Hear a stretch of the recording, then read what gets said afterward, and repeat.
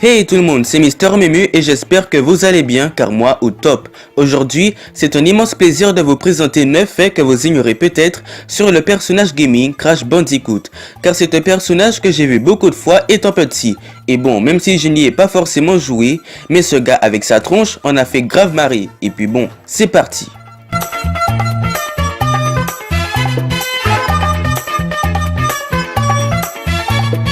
Crash devait être la mascotte de Sony. Lors de la guerre entre Nintendo et Sega, qui sont représentés par Mario et Sonic, Sony a inventé Crash pour ainsi le désigner en mascotte pour son entreprise. Malheureusement, cela n'aura pas tenu le coup. L'entreprise Sony ne contient toujours pas de mascotte en ce jour et Crash est rentré dans la team génération de joueurs PlayStation.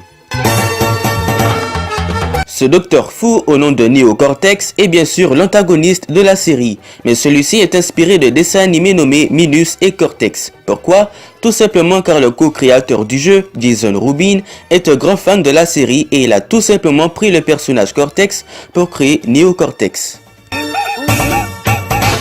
La petite amie de Crash, Taona, a été créée en s'inspirant de Pamela Anderson avec sa carrure sportive et ses longs cheveux blonds, mais qui n'a directement pas plu à Sony, d'où celui-ci a demandé que le personnage soit remodélisé. Les membres de Naughty Dog ont très mal pris cette nouvelle et décident de ne plus intégrer Taona dans les prochains opus.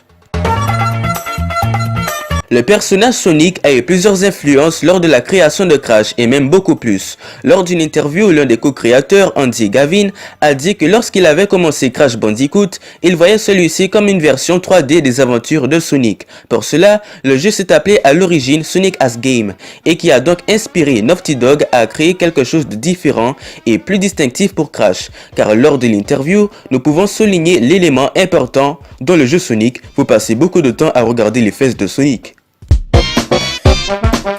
Dans le troisième jeu de la franchise, on peut voir que Crash a une apparence assez drôle. Cela est dû au fait que Naughty Dog a découvert une peluche de Crash complètement ratée au Japon. Alors celui-ci décide de le rajouter dans le jeu. Autrement que Crash, il se nomme Fake Crash. Voici quelque chose de dommageant, Crash aurait dû avoir sa propre parc d'attractions au parc Universal Studios, mais qui n'aura pas vu le jour et c'est ça qui est décevant car cette attraction aurait pu parfaitement s'adapter au thème du jeu.